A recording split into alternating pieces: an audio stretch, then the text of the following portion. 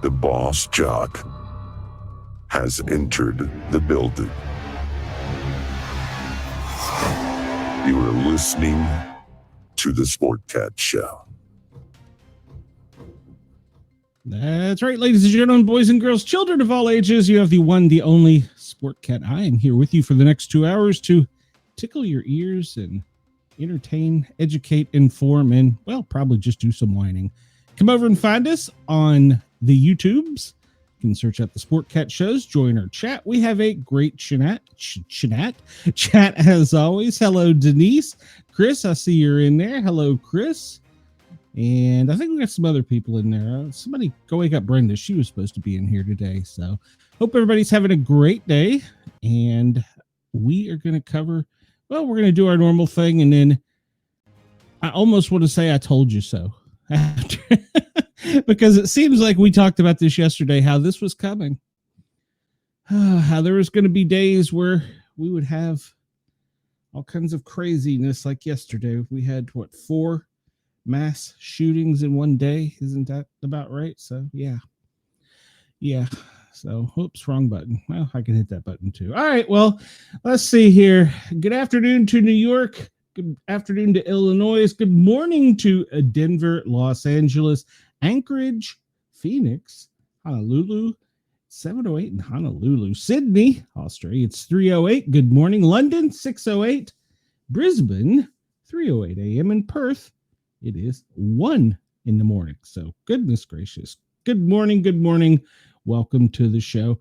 I hope you're ready for a great show. So let's see what we got lined up today. You know, we always talk about a little weird world history before we do anything. Well, hopefully it didn't just close on my tabs. That would kind of suck. But yeah, we'd make it up as we go. So we talk about July 29th, historical events in the world.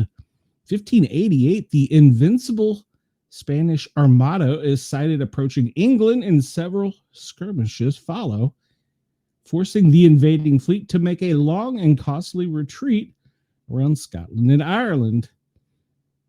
1609, Samuel de Champlain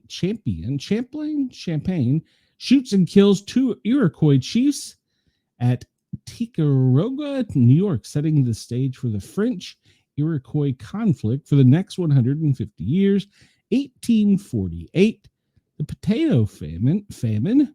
Well, there was a revolt. Unsuccessful national revolt against British rule is put down by police. 1905, U.S. Secretary of War President, well, he was later, William Howard Taft makes a secret agreement with Japanese Prime Minister Katsura, agreeing to give Japan free rein in Korea in return for non-interference in the U.S. Philippines. How did that work out?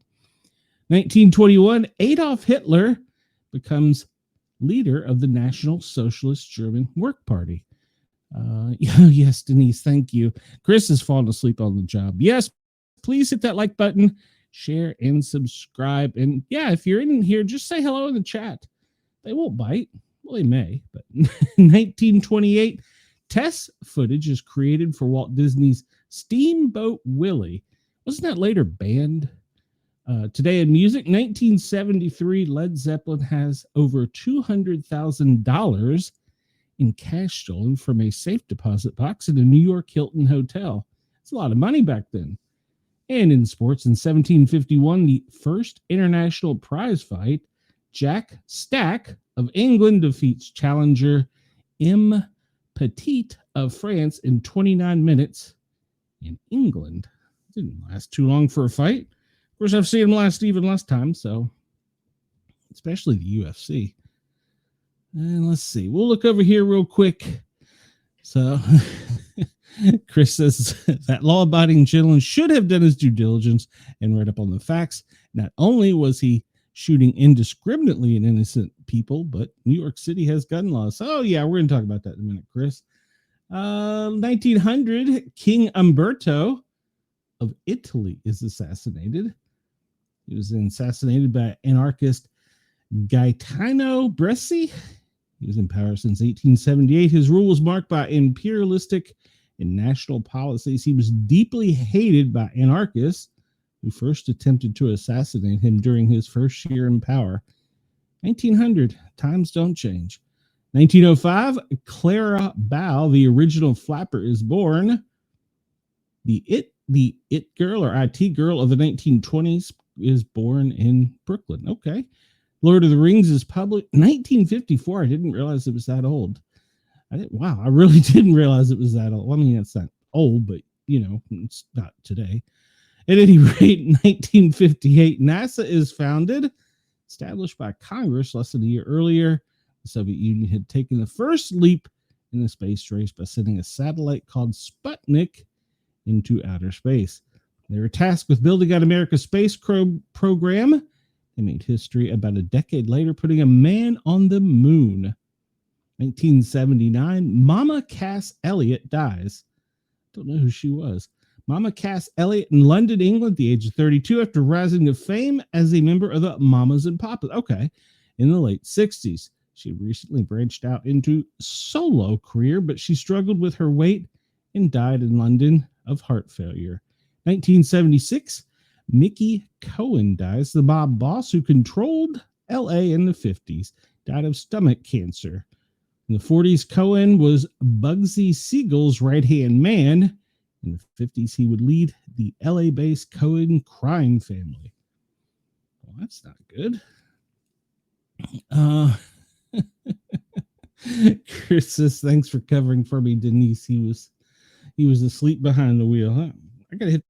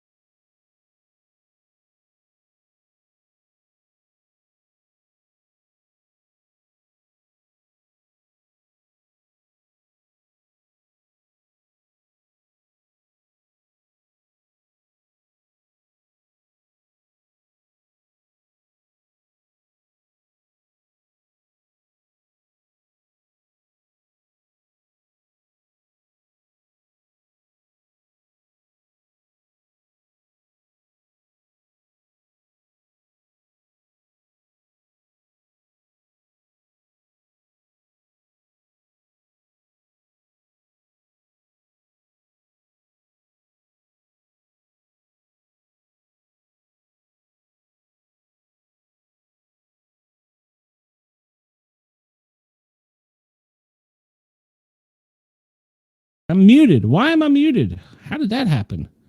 I have no idea how that happened. That wasn't even on the right screen. All right. Let's go back to where we were, because apparently I was muted. How did that button get pushed? I wasn't even on that screen. I mean, that wasn't even open. It's crazy. I don't know. All right. Well, I'm back. I'm live. I'm crazy. So last I left off, I'll talk about it. Cheese and lasagna day. Why do you have those two on the same day? That makes no sense. So, I mean, that cheese and lasagna. Oh, God, hold on. I need to hit the Mountain Dew because this ain't working today. We had a sick puppy. Not that y'all care about my personal stuff, but we had a sick puppy yesterday. And Mrs. Sportcat came home from work yesterday during the show and took the puppy to the vet. $400 later, she's given nausea meds and an IV. And they did x-rays. They found out she was a rescue. Let me qualify this starting off. She was a rescue from the next county over, the county I worked in, from a drug house. And during the course of yesterday's exam, they x-rayed her and they found lodged in her ribs, an old bullet. So she had been shot at some point in time before we got her. And we've had her about, I guess, somewhere around 7 years now, maybe a little longer. So, yeah, so I was up early with a sick puppy. It's complicated. All right, so I'll go back a screen because I don't know where the hell I left off, and I don't even know what the hell button I pushed. So we'll go back a little bit here. Yes, Denise, she is okay. She apparently she must have just ate something in the yard. They said something about a mushroom or something. Apparently Georgia has mushrooms that dogs like to eat that make them sick. I don't know. Chris, it must be a big, beautiful, round mute button to get pressed without being on the screen. Agreed. How did it happen? I still don't know. All right. Oh, Chris, I asked if you had your lipstick on because it's National Lipstick Day. And then I said it's National Lasagna Day and National Wing Day. How could they possibly put these two together? I want to know if there's a chicken wing lasagna, and I will be asking Mrs. Sportcat about that probably tonight. And then we went into the cheese sacrifice day, and I'm sure that there's probably a protest somewhere out there because apparently the point is to buy a piece of cheese specifically to, quote, sacrifice by cutting and putting it on a mousetrap. That way you can rid your house of mice every year. Okay. I'm sure there's probably going to be some protests about that. And then it goes on down here and it says studies show that mice don't even like cheese. What the hell? When did that study come out? Nobody told me about it. So Sportcat should know if mice don't like cheese, right? Chris, Wendell, I don't know. She should be okay. Hey, KG, welcome. Yeah, so she should be fine, but it was kind of a shock to us. But the vet's like, no, that's kind of common in this area for dogs to be shot and walk around with bullets in it. I was like, well, she earned her gang stripe. That's for sure in the drug house. So that's where she came from. Nag a pack Panachimi Day. What the hell is that? We're just taking a sharp right turn how it's the annual celebration, the 5th day of the Sharvan month in the Hindu calendar.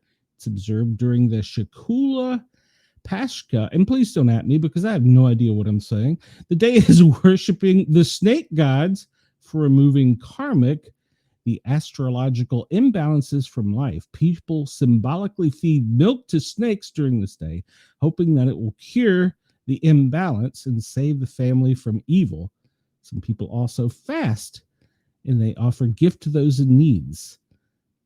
Okay, so if you own a snake, give it milk today. But my next question is going to be, do snakes like milk? I'm asking for a friend. I don't know. It's International Tiger Day. Just read a story about tigers. Apparently in Thailand, it's legal to own lions and tigers and sell them as domesticated pets. Now, herein comes the problem, because it's listed as a domesticated pet. It can be shipped according to TSA rules to anywhere in the world. So this is becoming an issue, apparently. Who knew you could have a pet tiger? I want a pet tiger. The Sportcat should have a pet tiger. It's National Wing Day. I would have thought that would have been in football season, but hey, what am I? It's National Rain Day. Wallace and Fatuna Territory Day. Congratulations on getting your territory. Please don't at me. I'm just having a day. All right, let's jump into something else that maybe I'll know what the hell I'm talking about. There's very, very little possibility of that happening, but Chris asks, do they leave the milk out with cookies like for Santa? You know, that's a good question. Wendell. It's not even National Hot Dog Day. Wendell, come on. You don't decorate your wiener if it ain't National Hot Dog Day. Unfortunately, ladies and gentlemen, yesterday we did have some sad news. MLB lost a great giant, Ryan Sandberg. He was 65. Little known fact, he was the coach of the Knoxville baseball team. At one point in time, it is an actual Cubs minor league team, Chris. Or they were. I don't know if they still are. But he died July 28th. He was 65. Following news of his death, baseball fans wanted to know his cause of death and the details surrounding what happened to him. He had a long career as a second baseman for the Cubs, and he was a legendary player. He was a great player, yes. So his cause of death, according to the family in the Chicago Cubs, that they shared, let's see, keeping Sanders' family. It doesn't really say what his cause of death was. So, yeah, nobody knew that he had been sick. So apparently, he died from complications from a battle with the C word. Ryan announced his metastatic prostate cancer diagnosis in January of 2024. He underwent treatment, including chemotherapy and radiation. And last December, he shared on his Instagram account that the cancer had returned and he had relapsed and it has spread to other organs. And he said, that means I'm back in intensive treatment. Will continue to be positive. He was married with 2 kids, wife Margaret Koneman in 1995. It was the same year he split from his first wife, Cindy White, according to Men's Journal. They had 2 kids, Cindy and Lindsay. Okay, they had 2 kids with Cindy. Okay, Lindsay and Justin. He didn't have any children with Margaret, but she had kids from a previous marriage. And although they did not go on to play baseball or professional sports, his nephew, Jared Sandberg, followed in his footsteps. Okay, I don't know anything about Jared, so hopefully he's a good player. All right, let's see. Yeah, he was pretty young. I mean, all things considered.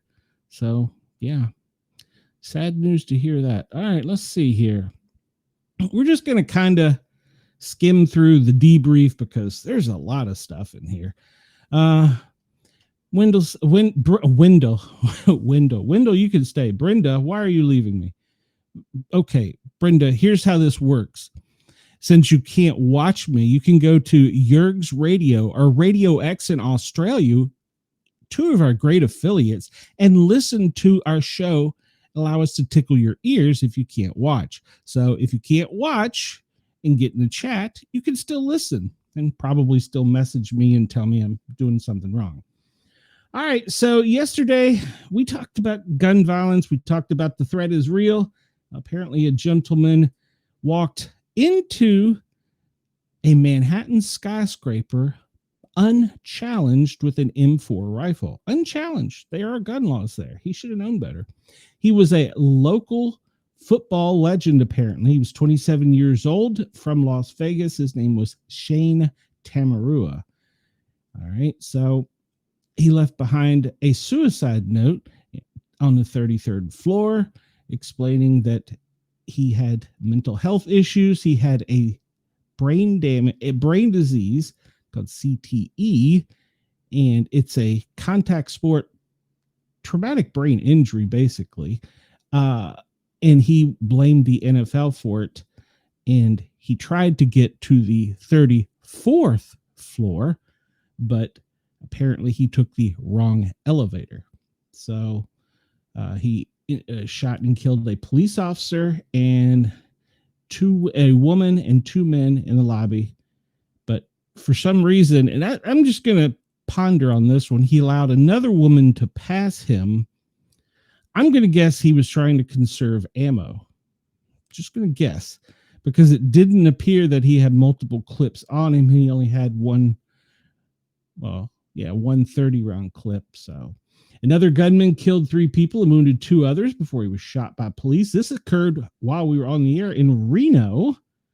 Apparently that was at random too. They don't have any reason to believe there's connection to the victims, and the suspect still being investigated.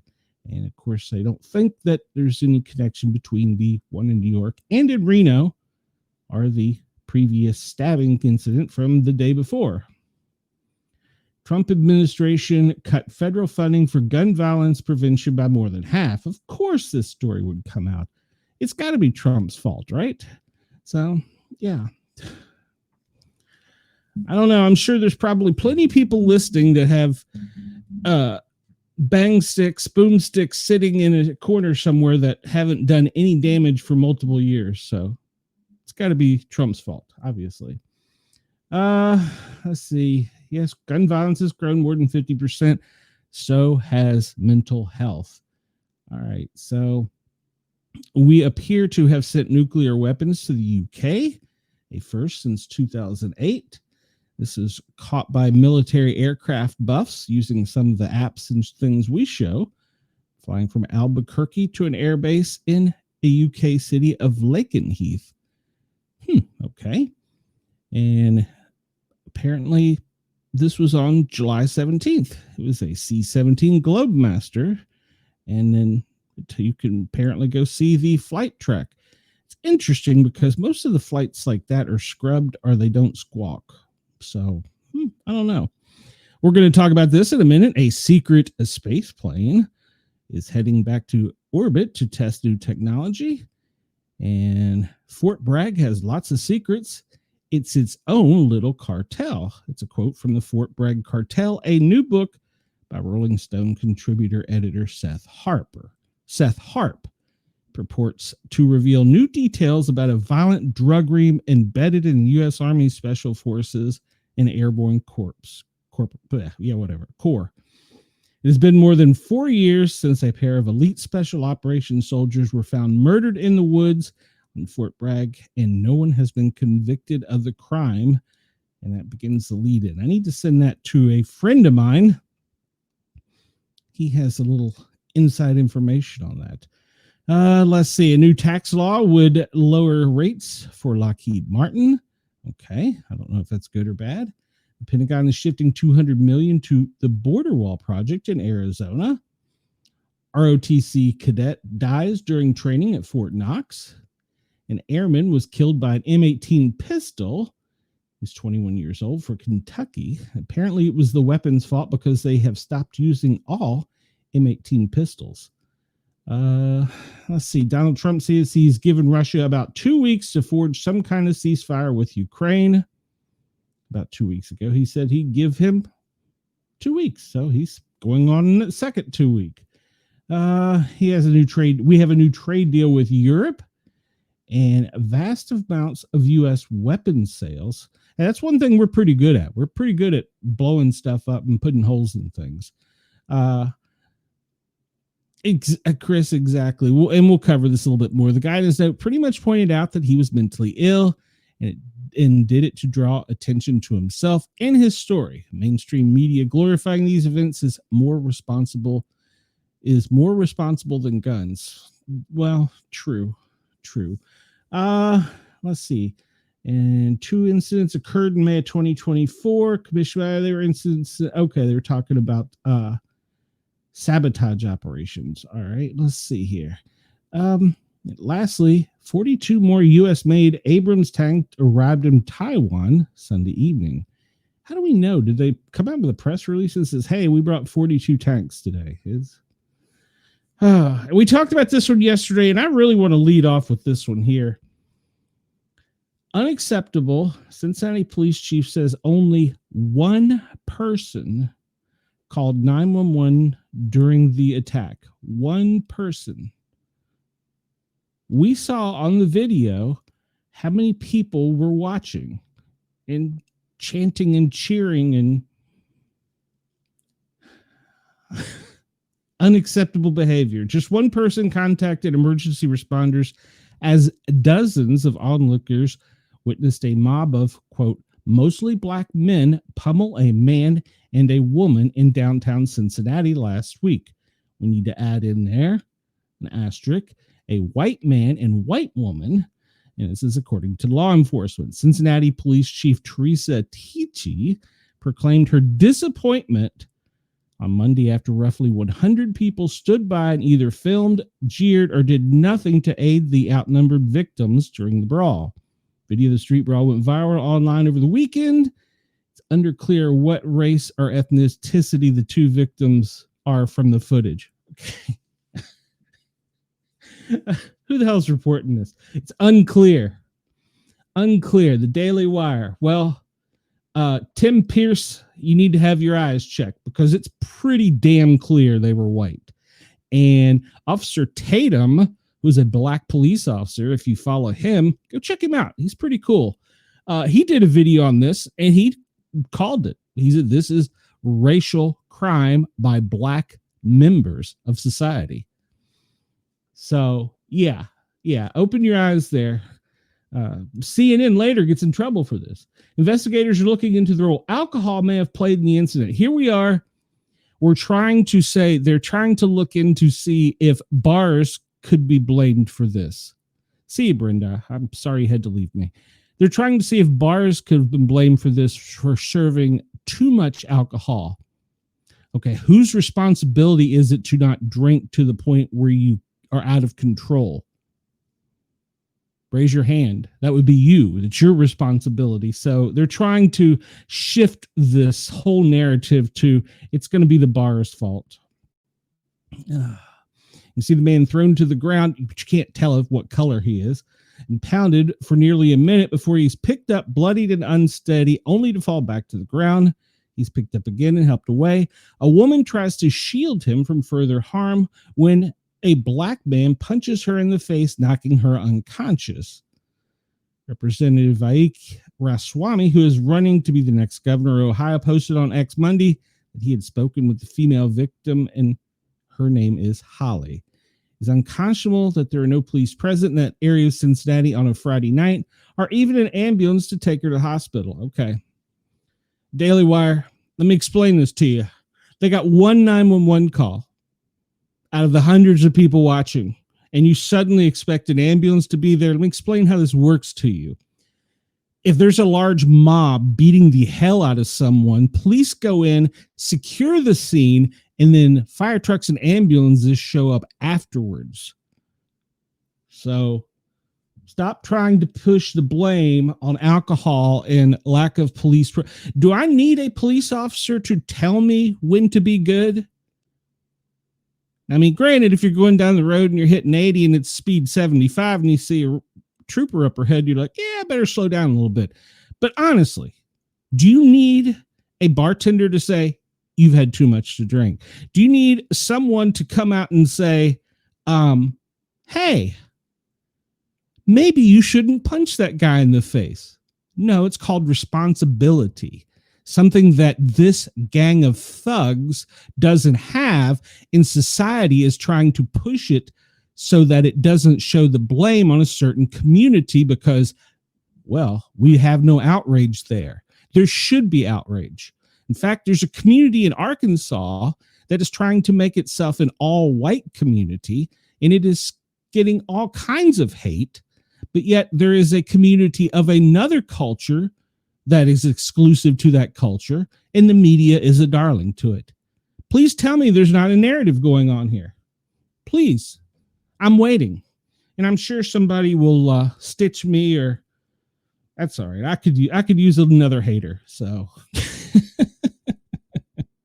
I could use another hater. Let's see. We catch up in chat. Brenda, we'll see you. Chris says, but calling 911 and not recording doesn't get you paid nor interviewed by the media to use the footage to spin the narrative. Agreed.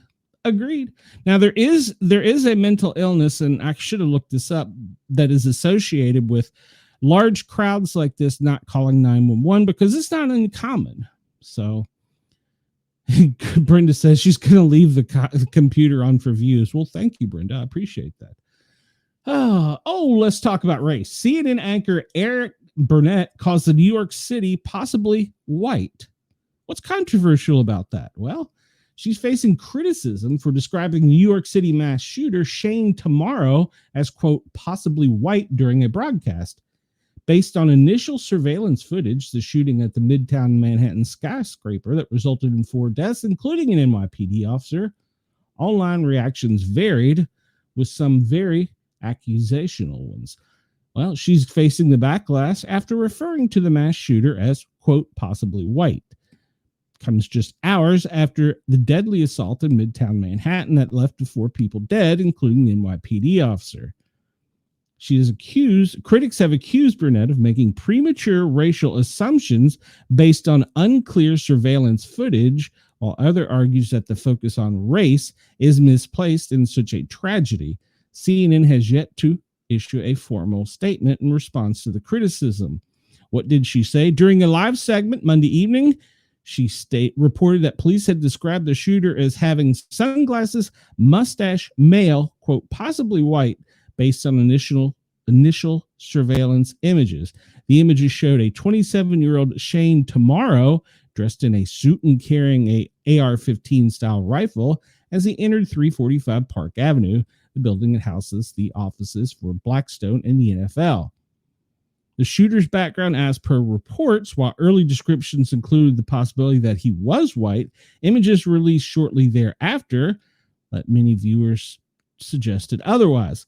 They appeared to have darkened or ethnically ambiguous complexion. What the hell does that even mean? In fact, early NYPD communications reportedly considered the possibility that the gunman might be of Middle Eastern descent. A mugshot later confirmed his identity, but his precise ethnic background remains publicly unspecified.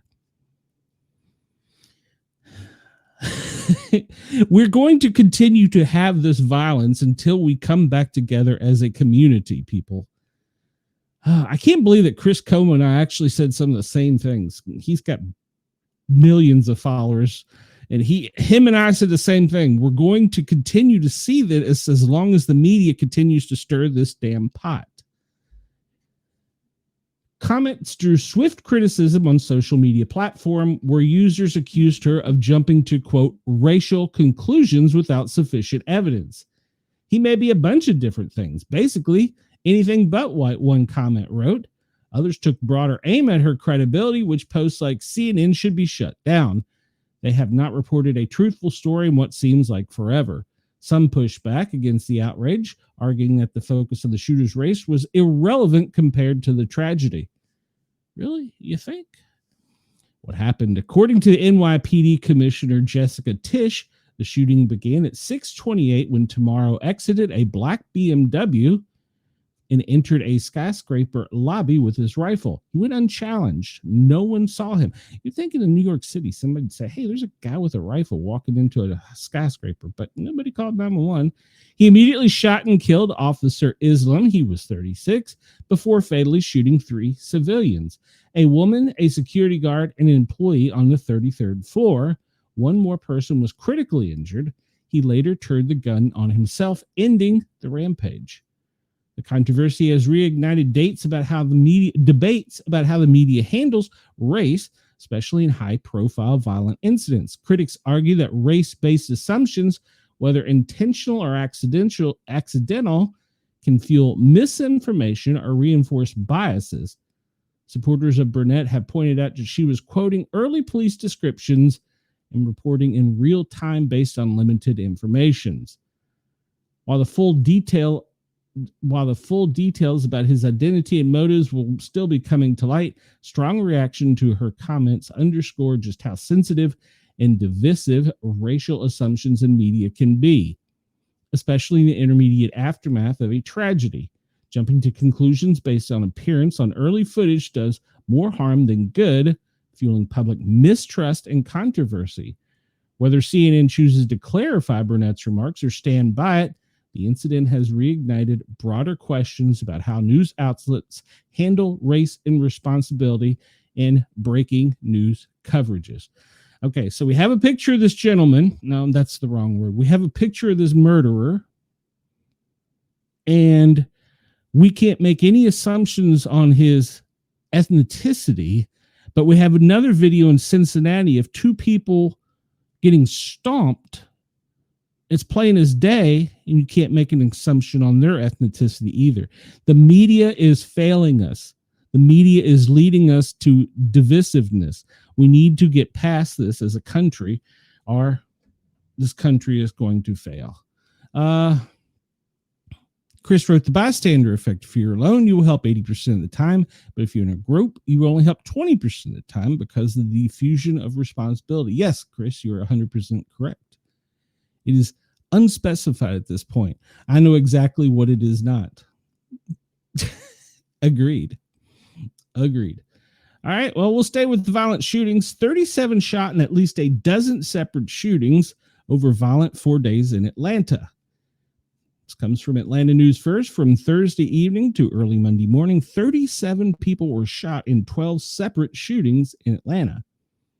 Edgewood Avenue felt the brunt of violence with 4 separate shootings over the weekend, including a mass shooting near a popular strip of bars.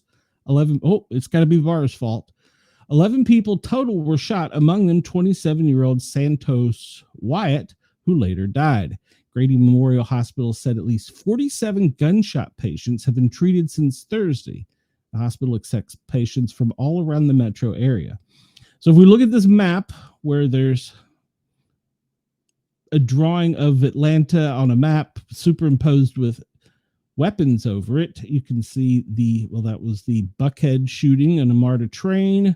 And this shooting happened in 400 block of Edgewood on Midway. What is the difference in color?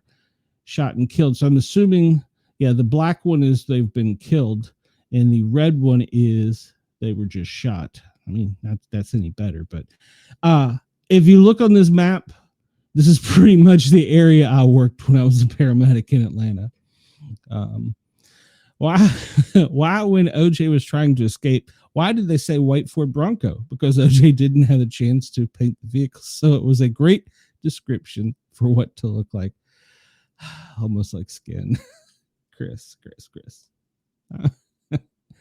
I'm sure this video will get me added. I just have a feeling.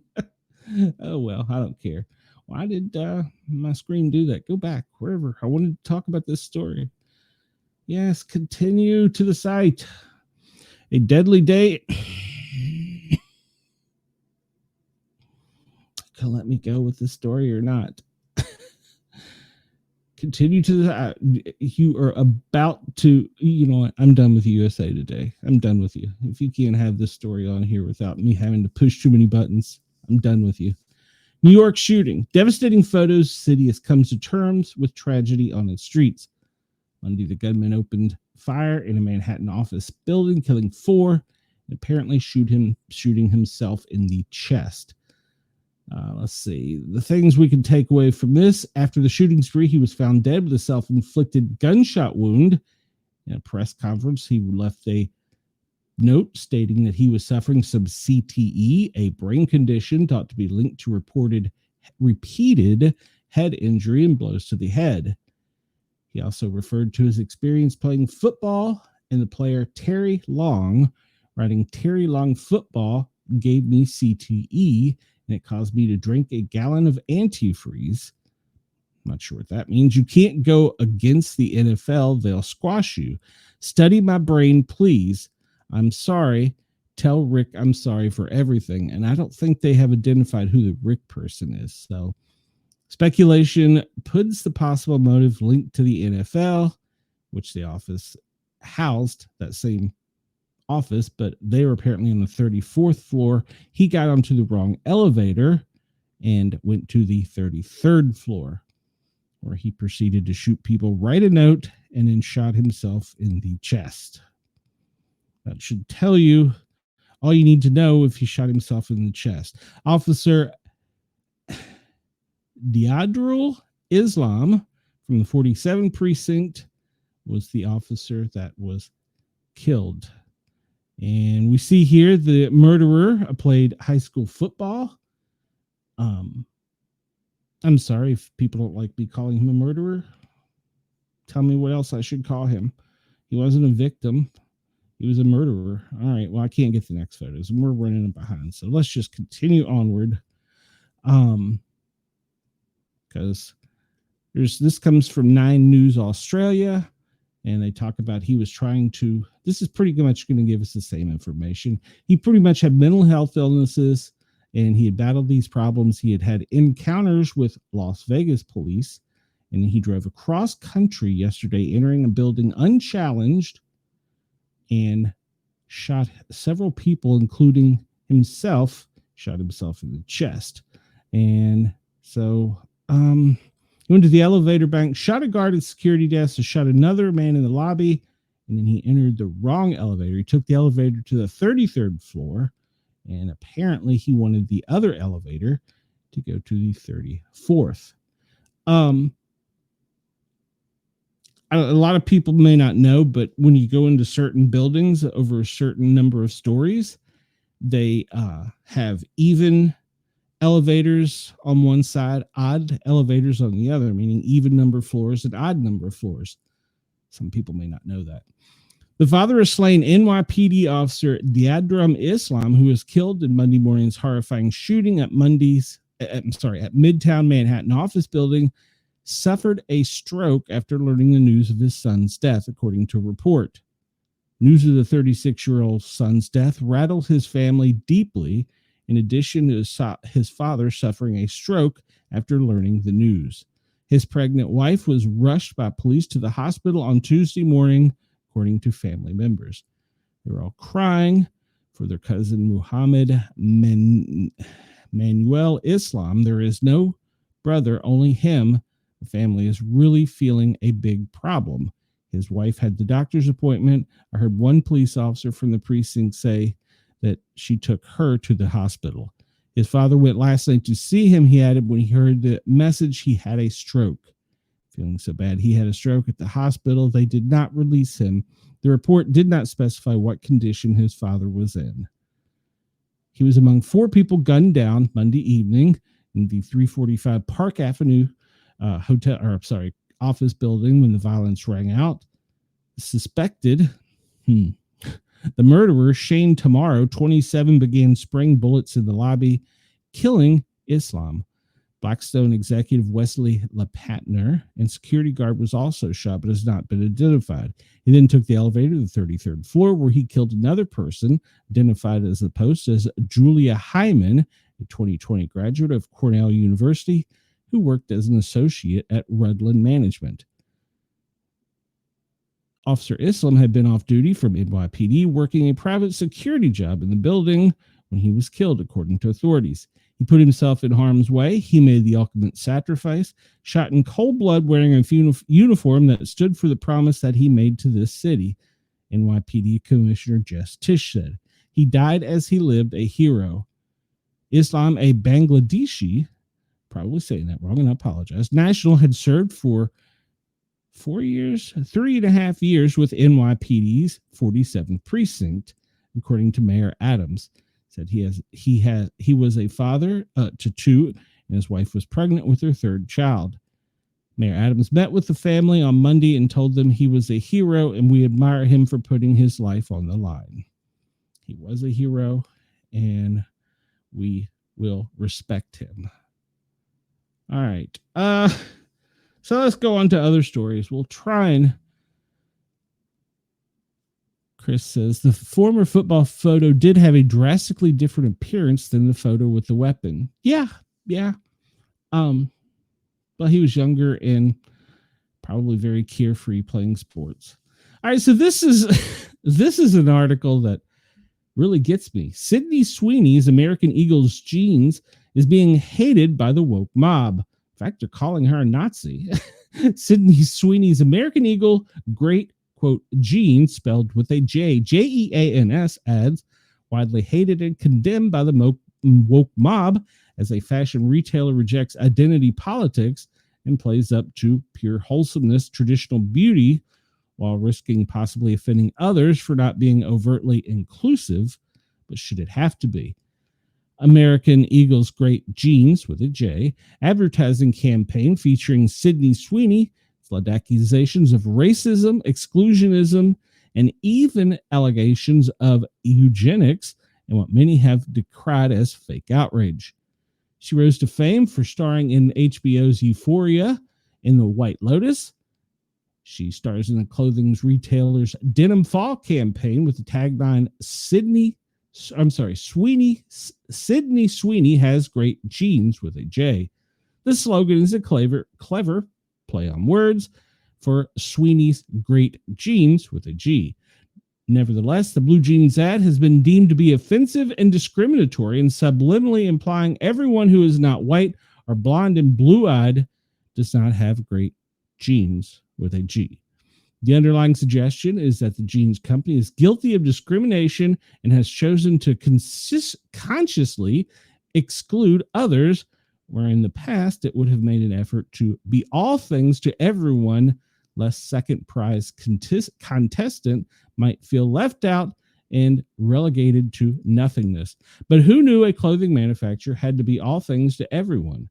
Surely an outlet has its, quote, core demographics it ought to be able to market to.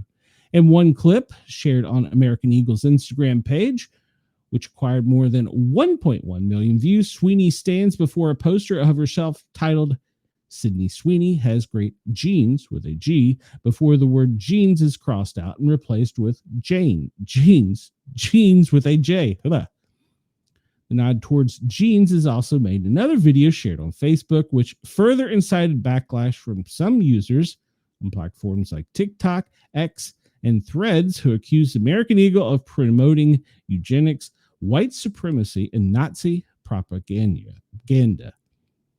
Genes are passed down from parents to offspring, often determining traits like hair color, personality, and even eye color, Sweeney says, before the camera pans up to her blue eyes. She says, my genes, with a J, are blue.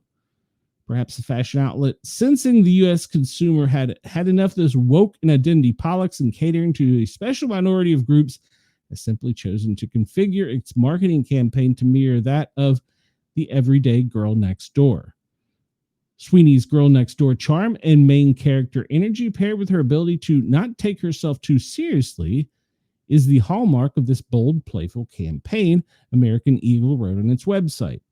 The changing representation could be inferred to an implicit rejection of previous campaigns where marketers sought to rearrange traditional roles and symbols of past times when transgender heroines were used to pitch beer to great disaster, plus-size Barbie dolls, lest a great portion of the American population feels sidelined and offended.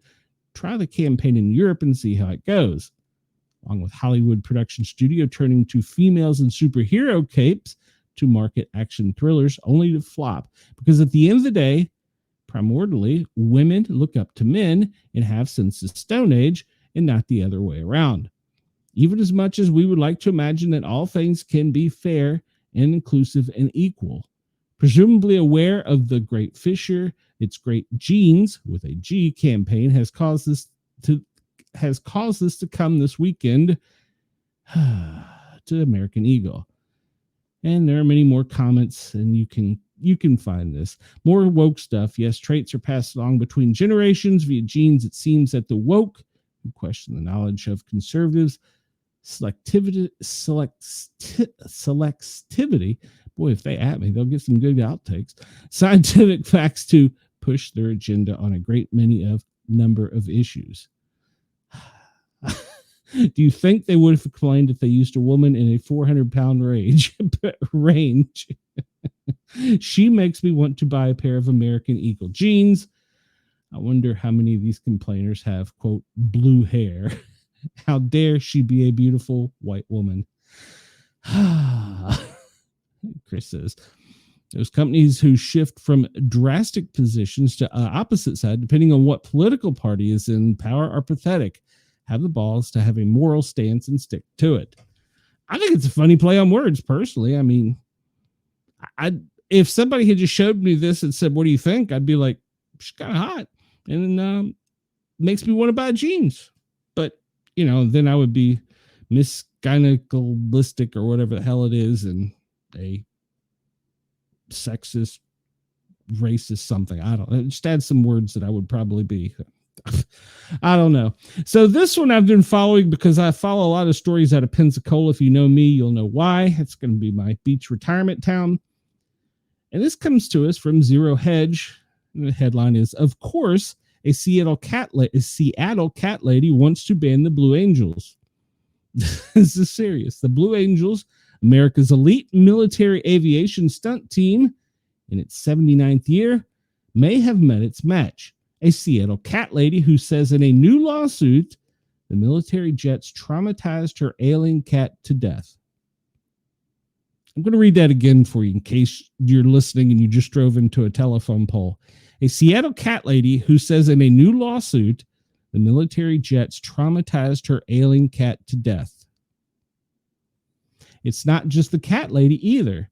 Seattle climate activists took out a billboard in Seattle this weekend declaring, "Say no to the Blue Angels." The billboard depicts, this is a direct quote from Zero Hedge, so don't at me on this one. The billboard depicts two black people covering their ear, a Muslim granny shaking her fist, and a white guy with a bullhorn, a dog, and who can't even. Oh, God. The group made up of members from local climate groups, basically the Voltron of soy, including radical leftist Extinction Rebellion, is planning to march and hold a rally August 2nd to protest the Blue Angels air show that weekend. They're raising their hands in protest of the Blue Angels military air show. Just say no. Cat lady Lauren Ann Lombardi has sued the Blue Angel officers in federal court, claiming that her sickly elderly cat was terrorized by the Blue Angels' state-sanctioned acoustic torture. Claims that the noise of the low-flying F-18 fighters gave the pet cat panic attacks, who had already been in critical condition due to worsening congestive heart disease, and eventually led to her euthanizing in August of 2024. So to be clear, the cat was on death's door and was voluntarily euthanized, but the Blue Angels gave the cat a panic attack, hastening its demise. Lombardi is pissed that the Blue Angels blocked her profanity-laced tirades on Instagram and is seeking a court order to unblock her account and prohibit the Blue Angels from blocking any other accounts on the basis of viewpoint, in quotations. As a cat, I can say I personally like the Blue Angels. Seattle cat lady sues the federal government over the Blue Angels causing panic attacks to her cat. Top of the hour, 2 o'clock East Coast time. I can't. 2 o'clock East Coast time, and I don't know what the hell time it is where you are, but we're glad you're here. We're going to continue on with some silliness before we get into real news. The Daily Mail reports that humiliation for Stephen Colbert as rally held to protest his show cancellation falls very flat. Yes, a rally organized to protest the cancellation of Stephen Colbert's flagship show fell flat with just 20 people showing up. There's probably more media. Organizers gathered outside the CBS Broadcast Center in New York on Sunday with fewer than 24 people appearing to protest. The group staged that quote, "We're with Colbert" protests as they called for integrity. CBS announced the comedian's decade-long run with The Late Show would end in May. New York Post spoke with those who had gathered, and one protester telling the outlet, "This is a First Amendment attack. We can't stand for that." Images taken at the protest show a small number gathering around the building, holding banners and placards, some which said, quote, "I'm with Colbert." Video taken at the scene also depicts the low turnout. CBS said the move to axe Colbert was due to lower viewership and a decline in profits. Well, he was losing like $16 million at some point in time. So they're saying that he was fired by Trump. Of course, it's Trump's fault. And Paramount is planning a merger with a media company, Skydance, and they needed the approval of Trump's FCC. Once again, Trump's fault. Critics have suggested that anti-MAGA Colbert had been asked by the network to grease the wheels of that deal. Merger clears the way for an $8.4 billion sale of some of the most prominent names in entertainment, including CBS, Paramount Pictures, and Nickelodeon. FCC Chairman Brendan Carr said the agency's review of the proposed merger was not connected to the lawsuit. Colbert gained a reputation as one of Trump's fiercest critics, departing from traditional late night in favor of overly partisan approach. Following the announcement of the Late Show's cancellation, Trump took to Truth Social to gloat over the news in a celebratory post. Absolutely love that Colbert got fired. His talent was even less than his ratings, Trump wrote. The merger's been approved, and they're going to eliminate all DEI policies. And apparently, if you're not making money for the company, here's a shocker, you're going to get canned. Doesn't it seem like if you don't make money and you are paid all this money to make money, you're going to get shit canned? Just saying. We have news from the Billboard that Nancy Pelosi attends Lady Gaga's Mayhem Ball with floor seats.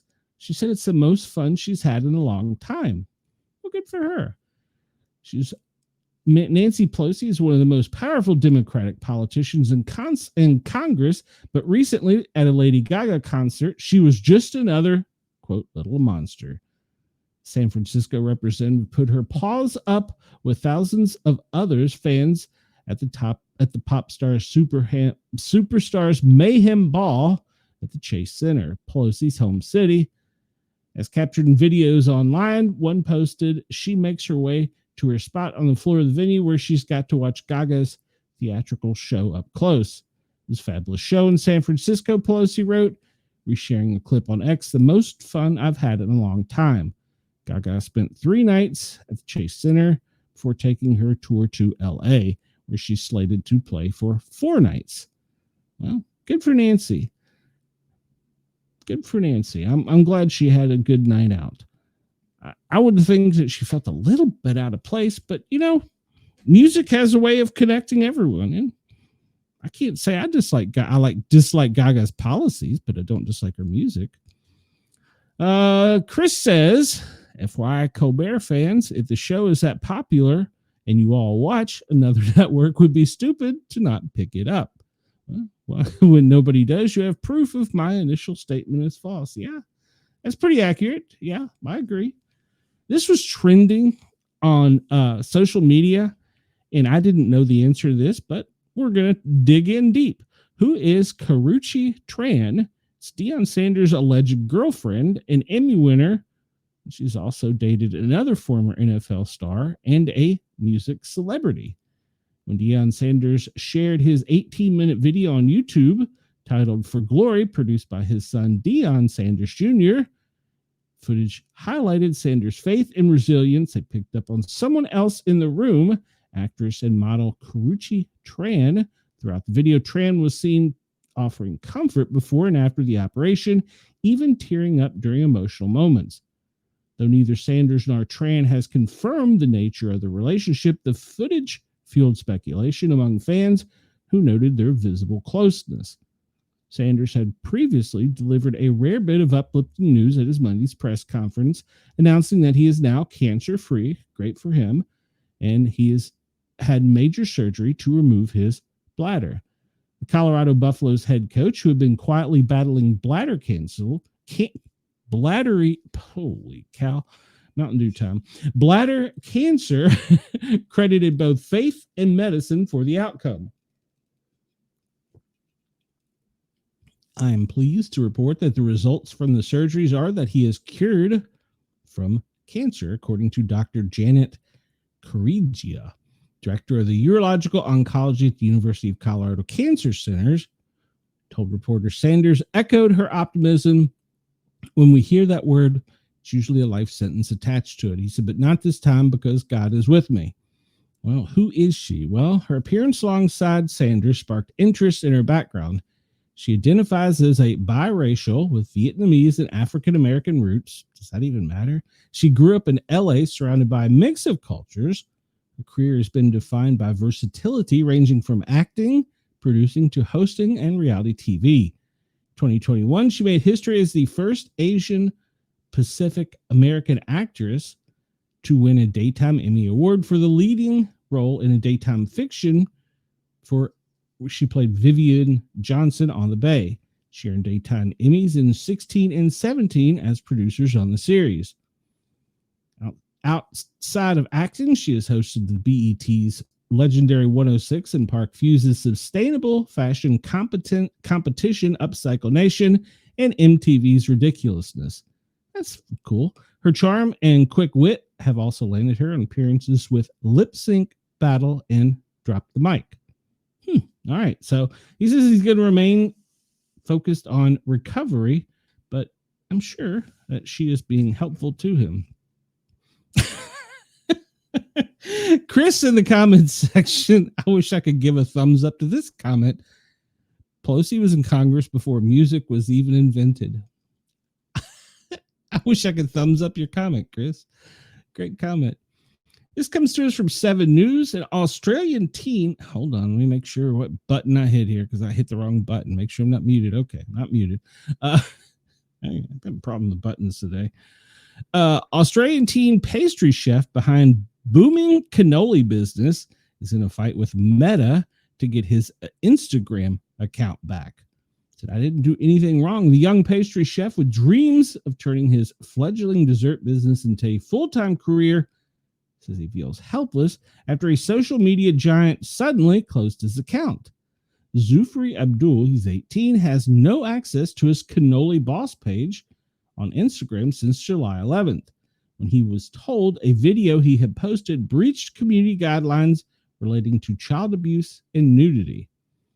The 16-second video in question included a compilation of clips of Zufi in his kitchen showing off a batch of his finished cannoli, buying ingredients, standing with other cooks, and running a stall. His post included the caption, "Cannoli hustling, not schoolwork."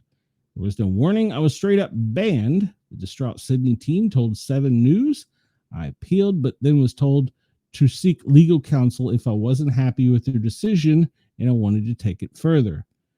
Zufi disputes the video contained any abusive material or nudity and was perplexed as to why any action had been taken against him. The video was cross-posted to TikTok, and apparently they had no issue with it.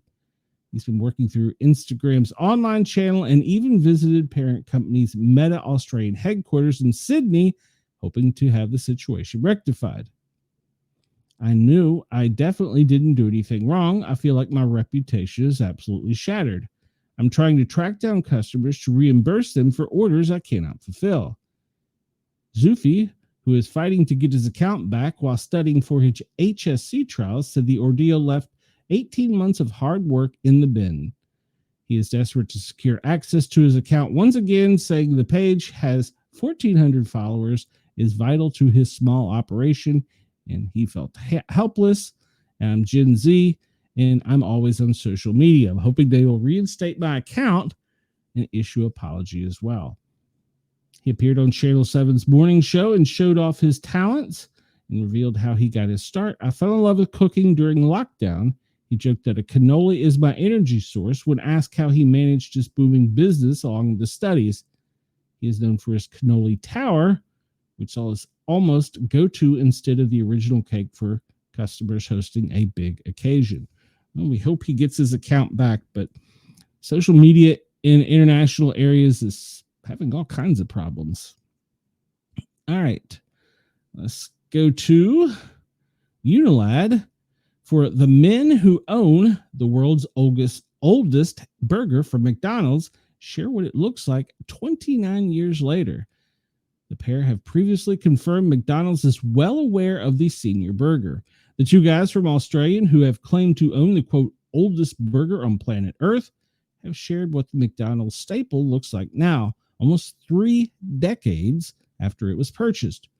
They say nothing lasts forever, but Eduardo Nitz and Casey Dean's senior burger could really give that age-old phrase a run for money. In 1995, the pair, then 14, headed for a night out with some of their friends. On the way home, they took a pit stop at a McDonald's. The story goes that one of the people and the lifelong friends were out with ordered, so they ordered too much food. Not being able to finish, the unnamed person asked them to look after his quarter pounder until he next met up with them in Adelaide. He said to hold on to this burger until the next time I come and visit, and he hasn't been to visit. Well, he's not really a very good friend. 29 years later, he's kept his word, storing the ancient fast food item on his desk before moving to a special box that's been shunted between family members since 95. But what does the 29-year-old McDonald's quarter pounder look like? Well, you can see for yourself in the pictures posted here. Surprisingly, the so-called senior burger hasn't grown any mold like other aging food items usually do, with Nitz and Dean remarking that it was, quote, too old from old.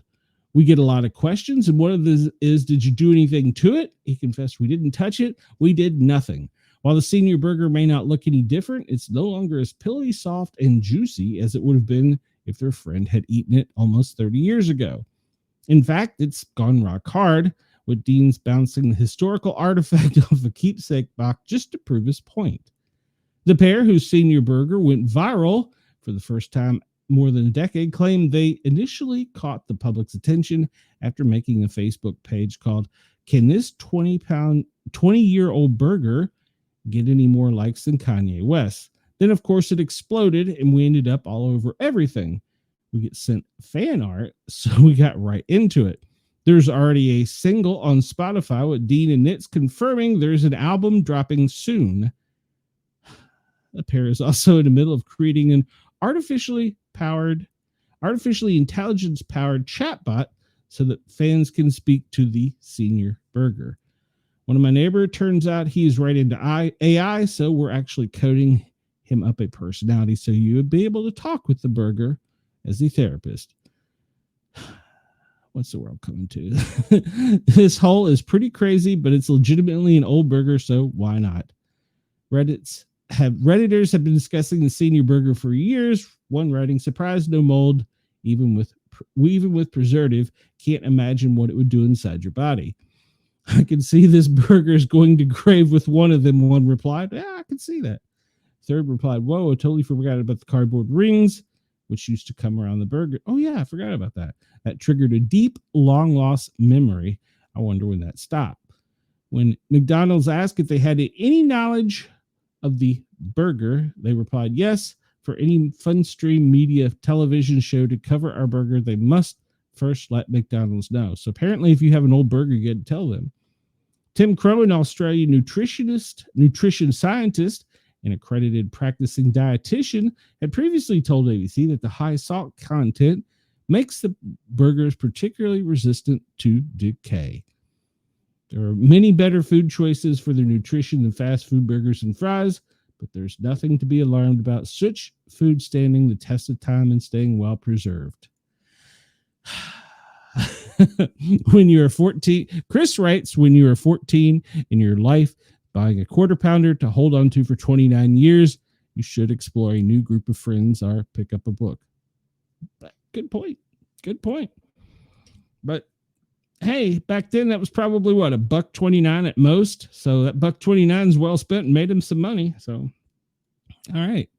Delta pilot was arrested as sheriff's deputies and federal agents swarmed the cockpit of a Boeing 737 after it landed in San Francisco. Costa County Sheriff's Office named the suspect as Rastim Bagwar, 34, a resident of Florida. He was taken into custody after authorities received a report about sex crimes against a child. Passengers aboard the flight from Minneapolis to San Francisco posted videos online showing federal agents walking the aisles of the plane on their way to arrest him. They stormed the cockpit, cuffed the co-pilot, arrested him, walked him down the aisle, ushered him off the plane through the cabin doors located between first and coach, according to passengers. He was booked into the Martinez detention facility on charges of 5 counts oral copulation with a child under the age of 10. His bond is set at $5 million. The investigation has been described as beginning in April. Records show that he is licensed to fly a 737 to 500, and he previously lived in San Ramon, Texas. These seven people stormed the cockpit, cuffed the pilot, arrested him, walked him down the aisle, and ushered him off the plane through cabin doors between first and coach. And three agents come up the aisle to the cockpit and remove the co-pilot's luggage and personal effects. It was shocking and unnerving, claimed one passenger. According to the Department of DHS, the agency's officers were to aid the sheriff's office as part of an ongoing local investigation. DHS agents provided logistical support to gain access to the plane after it landed.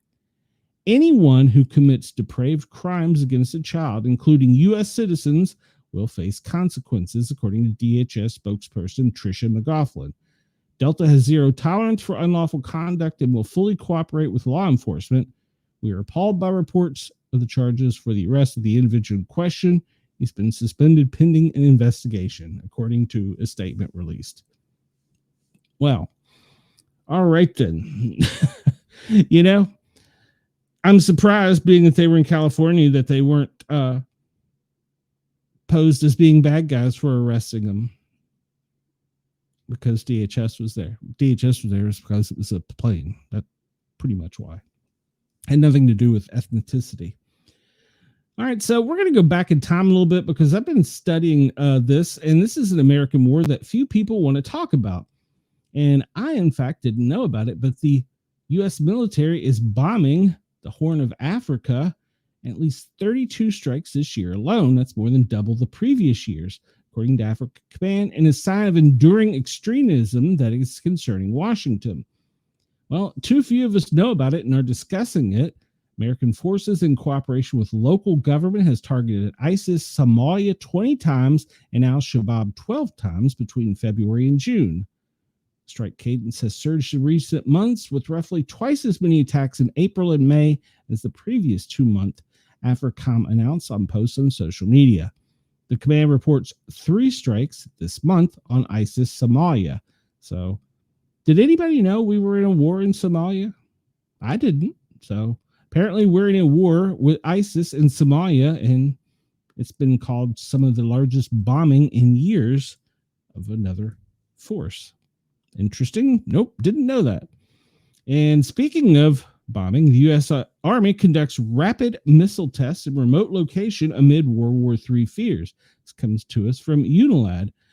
Let me catch up comments. Tim Crow should eat that burger if he's so confident in salt preservation theory. That's a good point. Yes, Denise, I did not know either. So I'm still doing some homework on it. The U.S. Army conducts a rapid missile test in a remote location amid World War III fears. Well, apparently we completed a high-speed test of fire and move tactics on a remote island in the Indian Ocean amid growing World War III fears. Kremlin spokesperson and military acts. Wow, let's try that again. Kremlin spokesperson and military expert Captain Vasily Dandikin accused European powers of mounting against Russia, sparking a debate that World War III could be on the horizon. Christmas Island is an Australian external territory situated in the Indian Ocean, and that's where they did the test.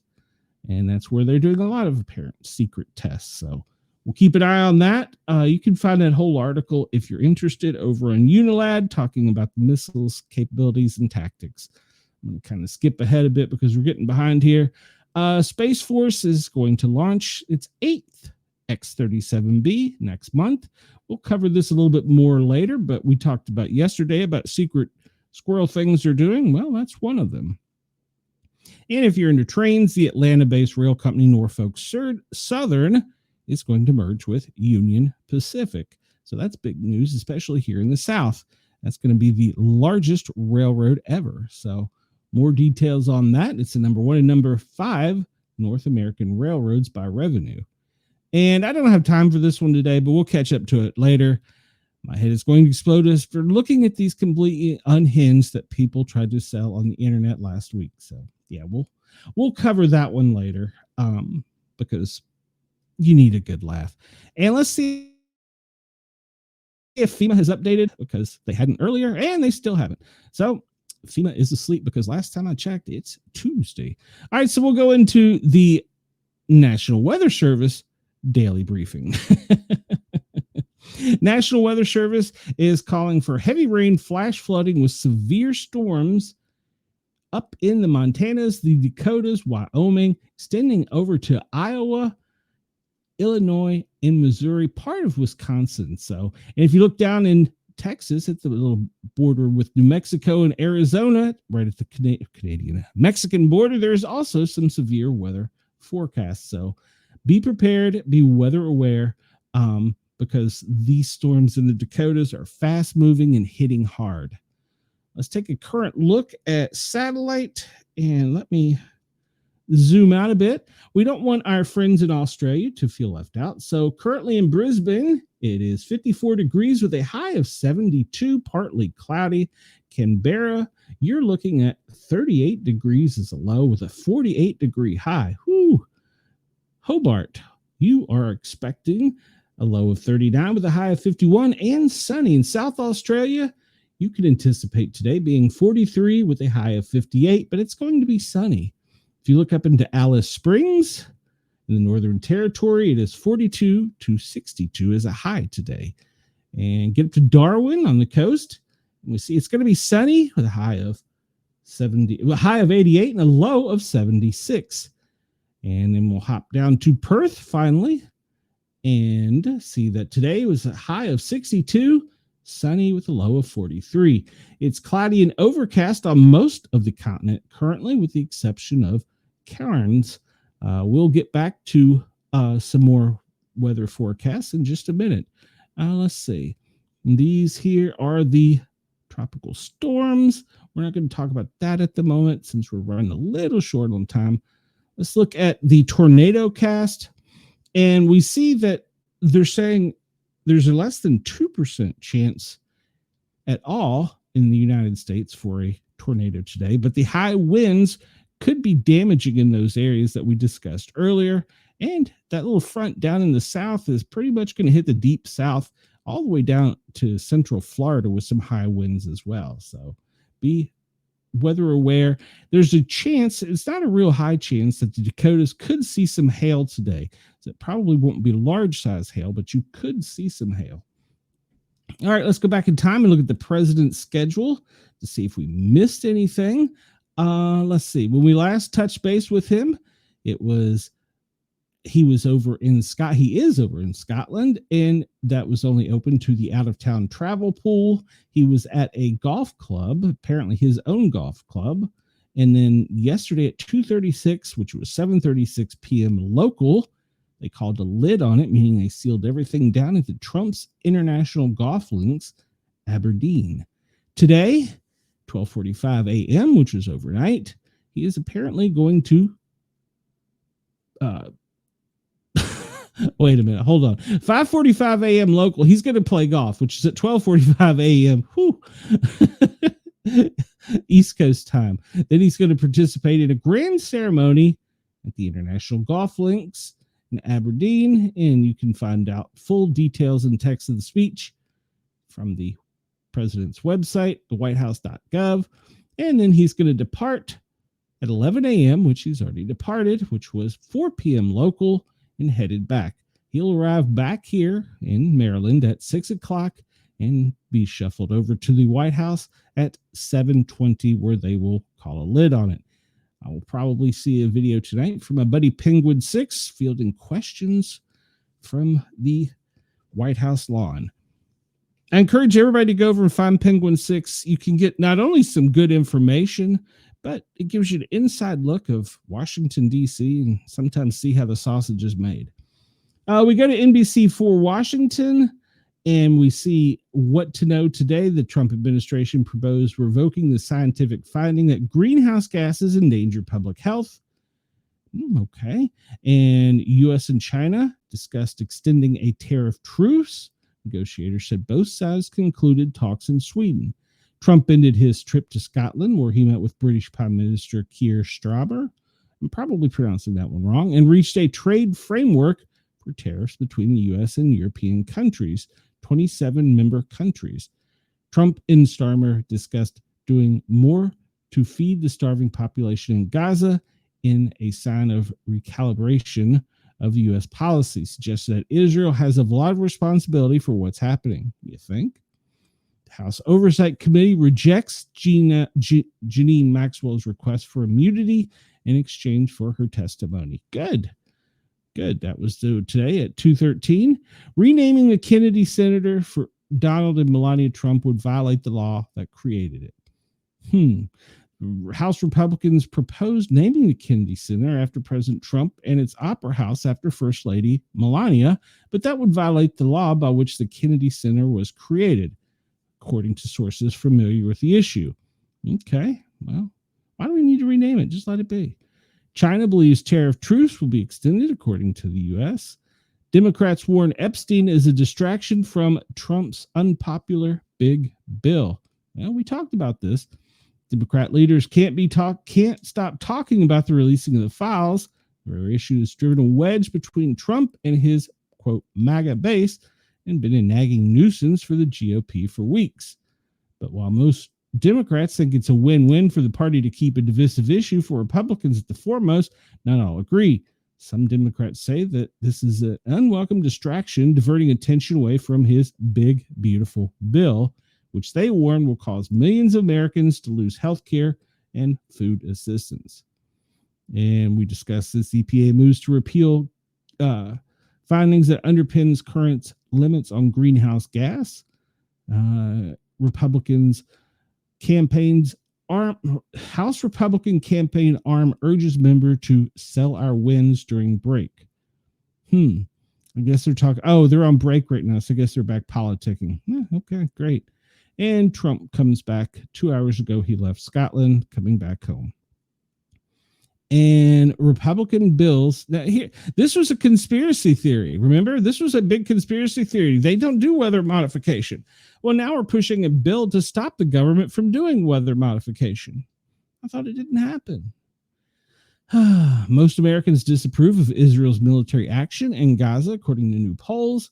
And Trump has condemned the New York shooting as a senseless act of violence. Let's see. The Senate Armed Service Committee is to be briefed on the U.S. military strike. And Justice Department files misconduct complaint against a judge in key deportation cases. And let's see. Federal Reserve likely to stand pat on rates this week, deepening the gulf between Powell and Trump. And then, of course, the headline of the morning was Trump opened a new golf course in Scotland. That's your daily dose of what's going on in Washington. Let's take a look at the radar and some of the warnings that are in effect. Currently looking at the radar in the lower 48. Don't really see anything significant. What is this little yellow blob right there? Severe thunderstorm warning. Okay, it's a little, oh, I see. We zoom in. It's this teeny tiny little cell. Where's that at? That's just Minnesota? Yeah. All right, there's a teeny tiny, is it? No, it's not Minnesota. It's Iowa. There's a teeny tiny little cell there in Iowa that's got some attention. And we see back over southern Dakota, southwest Dakota, extending into Cheyenne. There's a small storm, but they look for that to grow. Watch this front here. It's not getting enough traction off the Atlantic coast because of the dust flowing currently from the Sierra Desert. Hop down and look at radar in Australia and see, well, currently it's a little bit overcast on the New South Wales, down on the beaches, extending pretty much all New South Wales with spotty showers. Adelaide, you've got some spotty showers. Over the Gold Coast, Brisbane, that's what I was trying to say. Some spotty shores coming inland later today. There's a cell producing a little bit of precipitation over Catherine in the Northern Territory. And if we go over on the West Coast, we see there's kind of a small cell on Exmouth. It's an interesting shape to the radar because it shapes the exact tip of Exmouth. Okay, interesting. All right, let's move on to the next one because we are running short on time. Well, let's go make sure nothing too major is happening up in Alaska. We don't want to leave our friends out there. And it is raining pretty heavily in the northern part of Alaska, with some storms that'll be coming across the islands to the mainland later today. All right, zoom out, and I didn't really give the UK any weather today. Sorry, UK. Let's look at some weather. We just looked at radar. This is the same thing we were just talking about. So pretty much no difference. Running short on time, so I'm not going to click and point, but the radar is international radar. Looks good. It'll zoom into, we'll go to our weather warnings. I encourage everybody to have a weather radio, but you can also go to Weather Warn and see different types of notifications that are posted. Georgia has a flood advisory.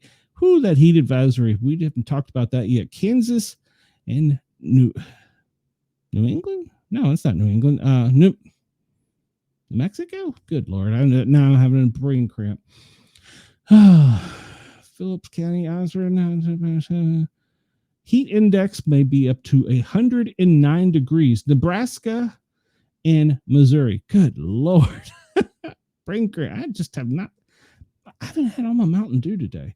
All right. Let's see. Special weather statements down in the coastal section of Georgia. That's probably going to be for storms coming inshore. Heat advisories up in Pennsylvania. Florida. Well, Florida, you have had some extreme temperatures over the past few days. So you've got several weather statements issued about that, as well as heat advisories. And that is going to continue. Maine, New Hampshire is going to extend probably most of today. You might get a little break with cooling tonight, but it's going to be a pretty hot day for the next couple days, so just bear with it.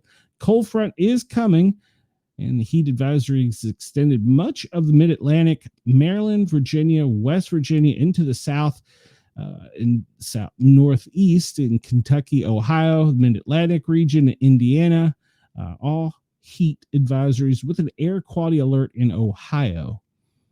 And the Carolinas, well, in addition to the heat, you can see some flooding in southern Carolina. So everybody pretty much today in the south, it's going to be a hot day. We're going to talk about that here in just a second. Let's take a look at real-time lightning and see what's going on right now. That one cell up there does look to be pretty strong that we zoomed in on, but there's not a whole lot of electrical activity in that cell. So up in the Dakotas, Sioux Fall, Rapid City, but we jump down here and we get to the south. Well, let's not forget about north of Albuquerque. That's a pretty good sized cell right there, just north of Albuquerque with some electrical activity. But we go down here into the south, and we start to see from Arkansas all the way across over to the Outer Banks. Those storms are coming inland and up from the Gulf, and it's producing a lot of lightning in the Gulf Coast of Florida, extending up into the southern section of Georgia. There's also a good-sized storm in Hattiesburg. Look over on the Outer Banks, and they're getting peppered right now. Pretty much you can look at severe storms coming inland from the Carolina coast, from the North Carolina, South Carolina border, pretty much up to just south of the Virginia border with the Carolinas. It's extending inland to Charlotte, and there's quite a bit of electrical activity. If we look offshore, we see that front there. It's still churning and got a little bit of power. It hasn't been killed by the dust just quite yet. You can see we're not looking right now at the dust, but you can actually see the dampening of the electrical activity that's not here associated with these other storms because of, you'll see it in another image, the dust that's coming across and through to the Gulf of America. We'll zoom out and go down to Australia and see if there's any lightning activity there. And I do not see any lightning or electrical activity currently in Australia. Let's take a quick look and see where power is out right now in the United States. And currently greater than 10,000 in California. Make sure I didn't mute myself again. I keep pushing the wrong button. I need more Mountain Dew. All right. We look and see in California, 12,373 are without power, and looks to be pretty much spread throughout the state. I really don't see, maybe in Glenn County, but really it looks to be pretty consistently spread throughout the state. So don't see any one particular area of trouble there. Jump up to Minnesota and we see around the Great Lakes, in Houston, Fillmore County, extending up into Ramsey and Washington County. There are several thousand people without power in Minnesota. All right, let's jump to the next thing here. Our current temperatures. We've talked about the heat. Let's explore a little bit of what the heat is. Well, currently Atlanta, it's 93. Tampa, you're 91. Down in Key West, on the beach, you're in the sunny 80s. New Orleans, 90. Houston, 95. 103 in Phoenix, 98 in Las Vegas. It's hot over there. 95 in Kansas. Omaha, you're 93. Bismarck, you're cool at 77. But Seattle is even cooler at 72. We go over to the East Coast, and we see up in Burlington, 83. Boston, 95. New York, you're sweating it out at 96 degrees right now. That is definitely code orange. Washington, D.C., 94 degrees. 89 Virginia Beach, and it's pretty much in the 90s all along the Atlantic seaboard. 91 in Louisville. In Knoxville, it's also 90 degrees. We'll go down to Australia. I understand that they're having some cold fronts down there, according to my newfound friends in Australia. And so let's see. Cairns is currently 69. Go down to Brisbane, 55 degrees. Sydney, 53. Melbourne, 45 currently. Perth, 46. And I can never pronounce that right. Kendron is 53. Port Hedland, 59, Broome 61, and Darwin 76, with Alex Springs being the chilliest spot right now at 46 degrees. But fear not, those of us in the lower 48, the heat is with us, and we pretty much are seeing a lot of code orange, code red today in the United States. And if you look at purple, if you look at Florida, look at all that purple in Florida. Pretty much all of Florida, from southeast Georgia all the way down to almost Miami, is a code purple. Or magenta, which is extremely rare or long duration extreme heat. There's not going to be any overnight relief. Anybody that doesn't have proper cooling and hydration needs to be prepared. All right, so we look and see pretty much it's extending. The only area getting a break in the mid-Atlantic or the southeastern region is probably the Appalachian Mountains. There's still a code orange, but that code red pretty much takes up most of the East Coast, from Boston, like we said, all the way down almost to Miami, inland past the Mississippi over into Missouri, and even parts of Colorado, extending down to Arkansas, Texas, and of course all of Louisiana, Alabama, and Georgia. So with some parts of Georgia being a code magenta. I keep saying code purple.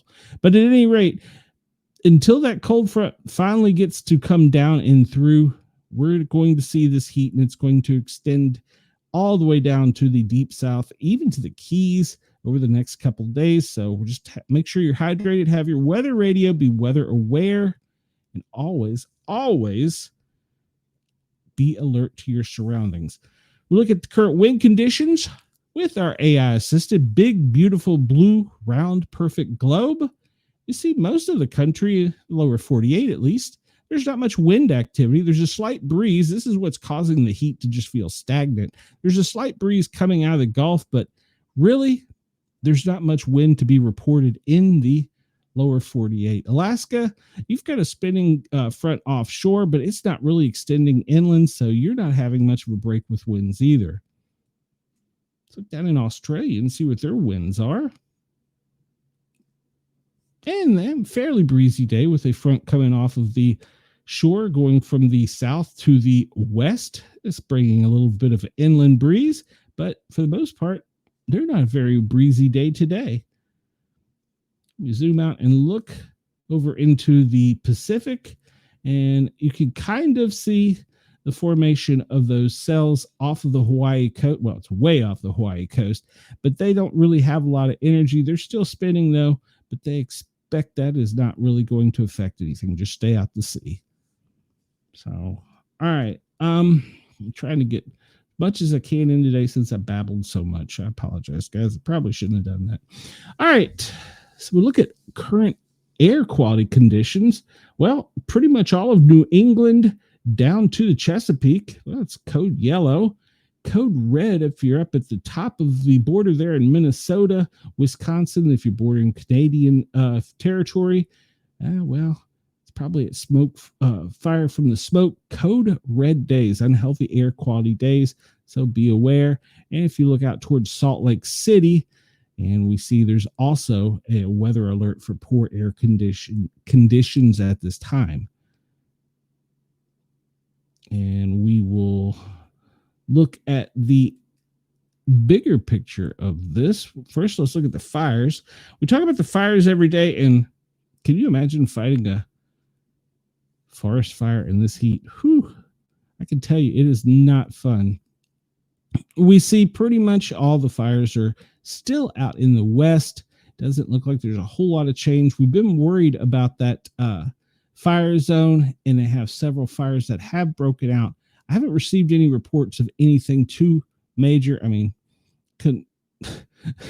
what do you call major? I mean, 21,146. That's kind of major, but according to the National Forestry Service, that's not. So all the little red dots, well, it's where the satellite has seen something, but it has not been confirmed. Let's see. This doesn't cover Australia now. All right, yeah, because, well, it's from the U.S. Forestry Service. Duh. Let's look at the air quality for the smoke conditions, if it'll draw, in the lower 48. And let me hit F5 and see if that helps anything. Otherwise, I got a big white screen. There we go. Those fires up in Canada are really causing a lot of smoke conditions throughout much of the Northeast, Boston, New England. We saw up there where it was a code yellow day, code red day up there at the Canadian border where the most smoke is coming out. The smoke from the west is in that little front and moving aloft, going up as high as Chicago and then going eastward, but it's merging with the smoke from Canada and making an even bigger mess. Look at this is the AI generated IQ Air.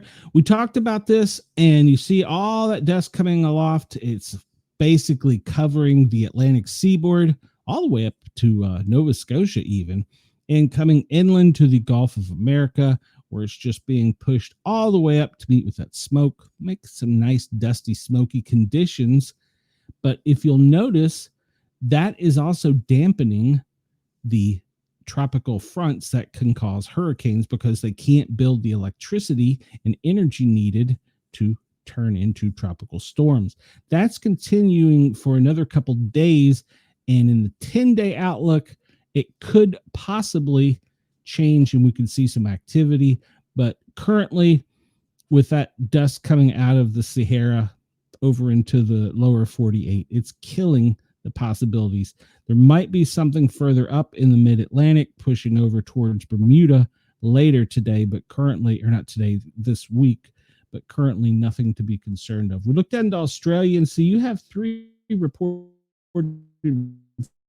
fires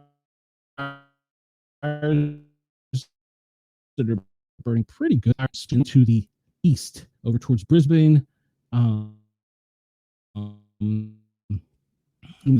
Darwin and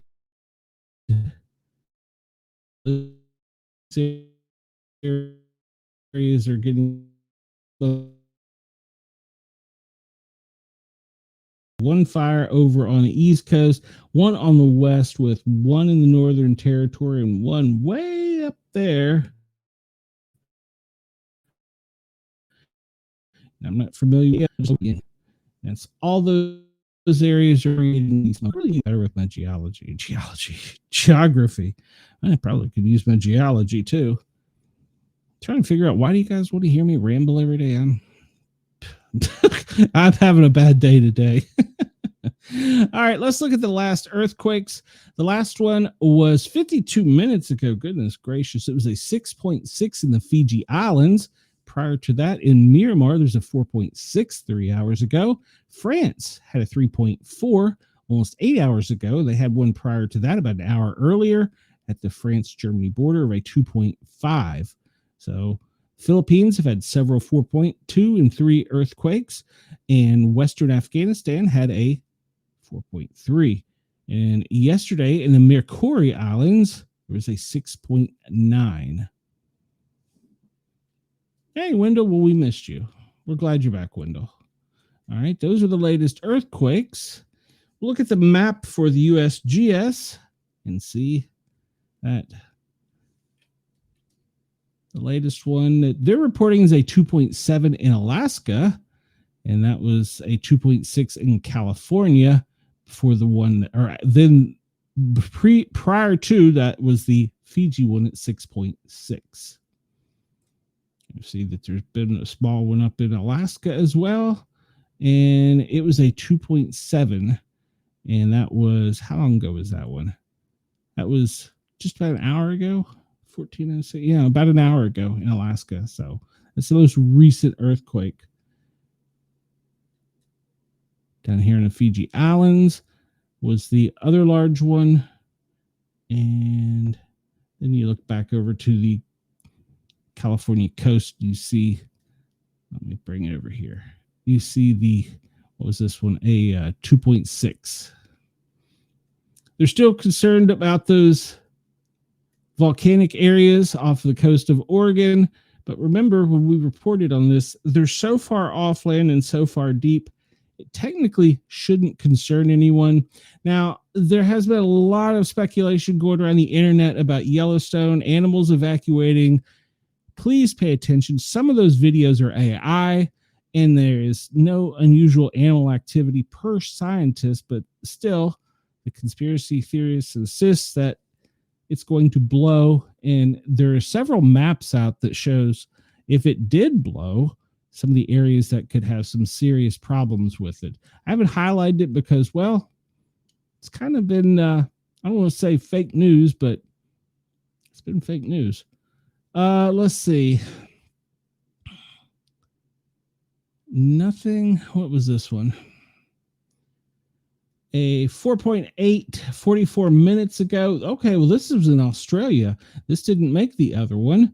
And it is just to the northeast of Perth, a 4.8 earthquake. All right, that's interesting. I don't know why it didn't show up on the other one. And we talked about one in New Zealand as well. That was, how long ago was that one? It was a 4.1 in New Zealand 49 minutes ago. This is giving us more information. Up in the South Pacific, there was one that was a 4.9, no tsunami warning activation. The 6.6 in the Fiji Islands, it also didn't generate any tsunami warnings. So, okay, there's your most recent ones. I don't have any reports of any volcanic activity. So that's good news. And Wendell, yeah, I've been watching Yellowstone for a while too, and I've come to the conclusion a lot of those videos are AI, so I'm not that concerned about it at the moment. I mean, as with anything with nature, it's unpredictable, but from everything I can tell, it's a lot of people just beating a drum to scare people, and I'm not about that here on my channel. So I'd rather you be informed and educated. So high winds off the Gold Coast in Queensland. That was reported 4 minutes ago, but it's been ongoing for the past 5 hours. A landslide in Germany. Italy is having wildfires. Okay, well, 7 minutes ago, they did actually issue a tsunami warning. And earthquake of primary 6.5 has issued a tsunami statement for, let's see, this would be British Columbia, Washington, Oregon, and California. This was an hour ago, but it was updated 8 minutes ago. Let's see what the update said, because the prior one didn't say there was anyone.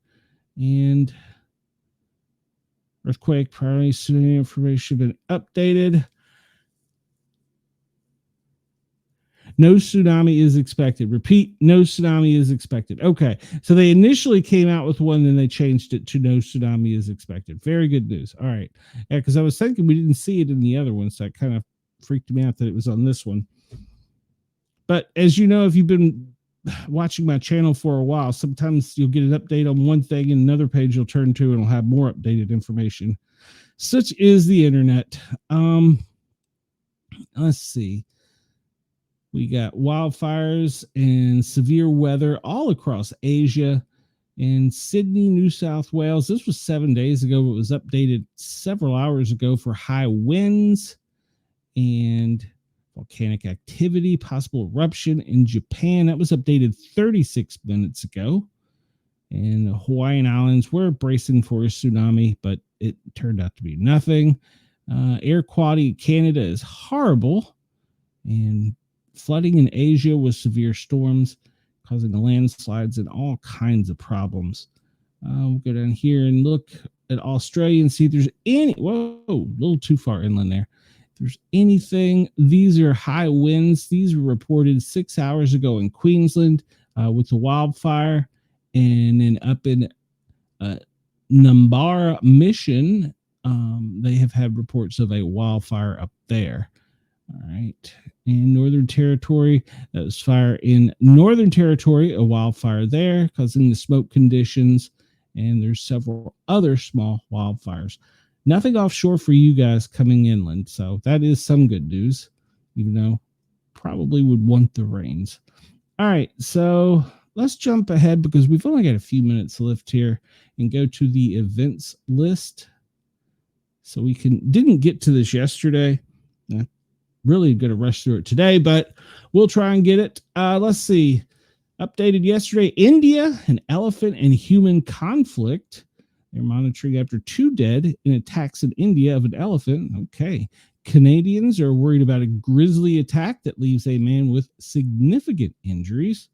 Well, in Indonesia, some type of pig farm is infected with swine flu. And they look at epidemics, monkeypox in Ghana, dengue fever in Vietnam, and Nigeria has malaria. Those are all problems that are being monitored. Italy, third West Nile victim has been identified. Cambodia, well, there are reports of the 14th case of H5N1 bird flu.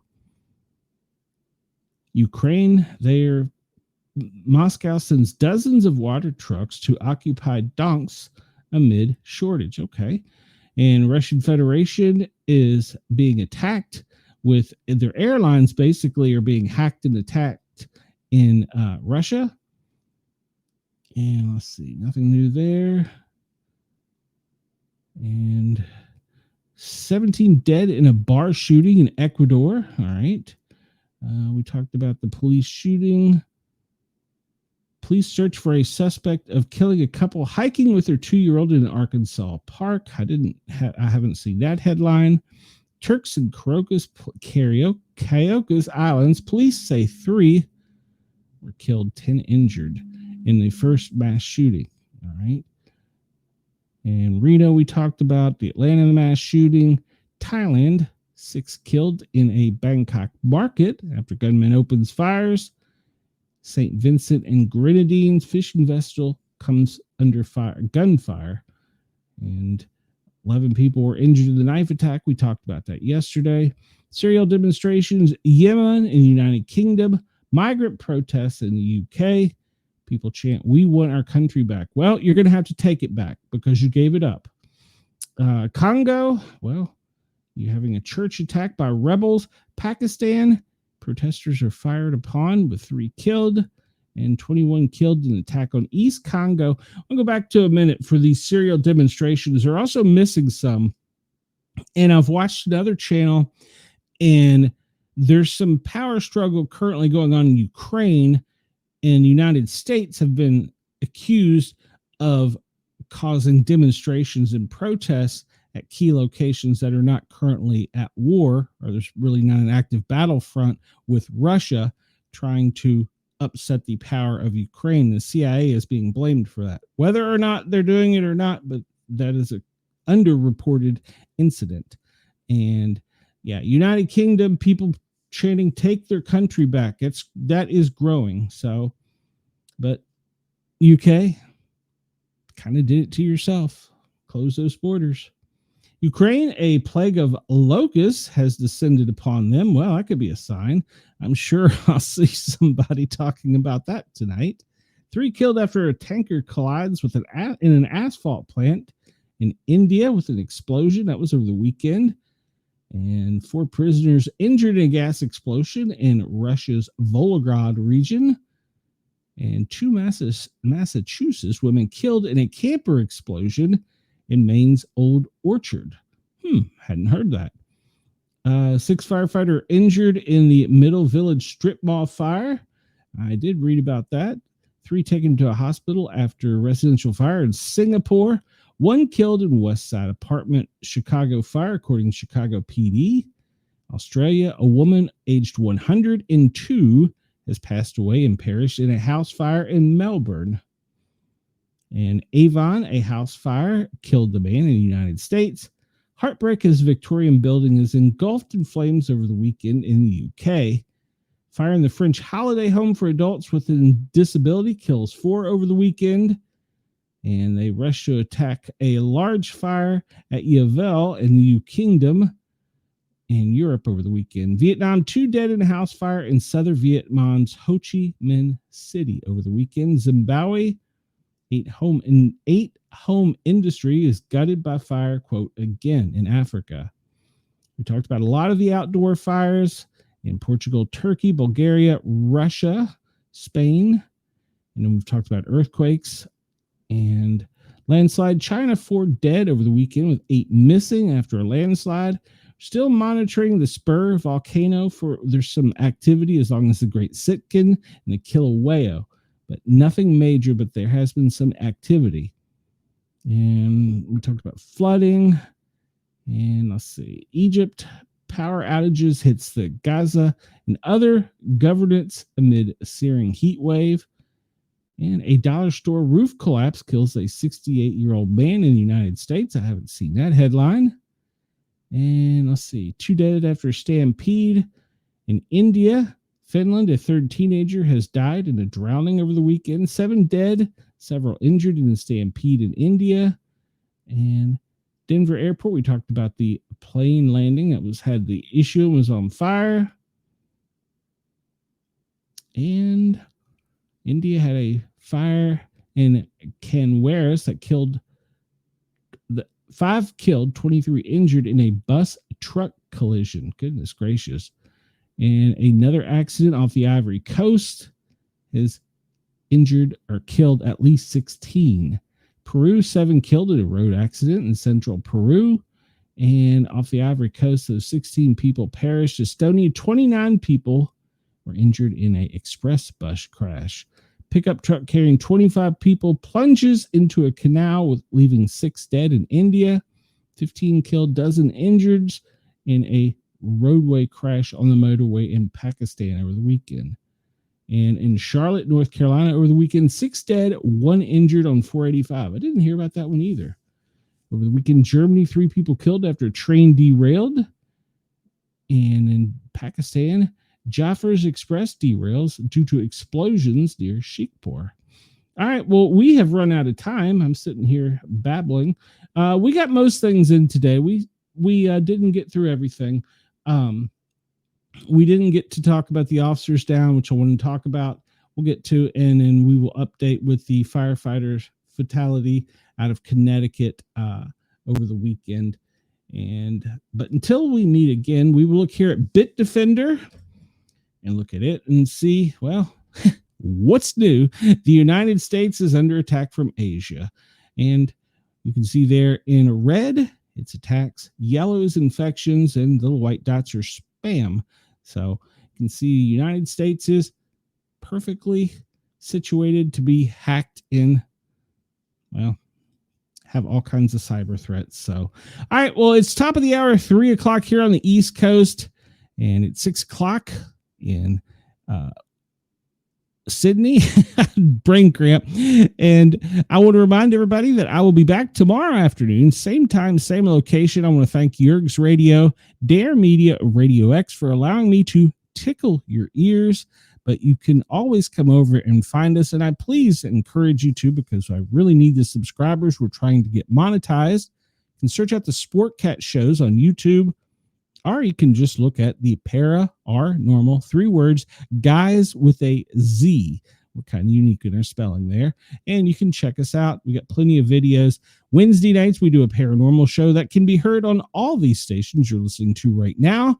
And then we also have a CBS Big Brother hit reality TV show called The Big Chat, where we discuss season 27. They're in the middle of season 27, week 3. So we talk about that on our show on The Big Chat. Make sure to check those all out. And if you're really bored, you can listen to me on the Thin Line Rock stations Tuesday and Thursday.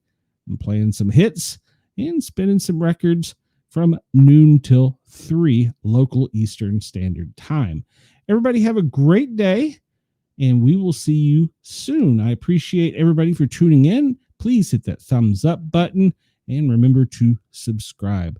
I will see you tomorrow, same time, same bat location. Until then, Sportcat is out of here.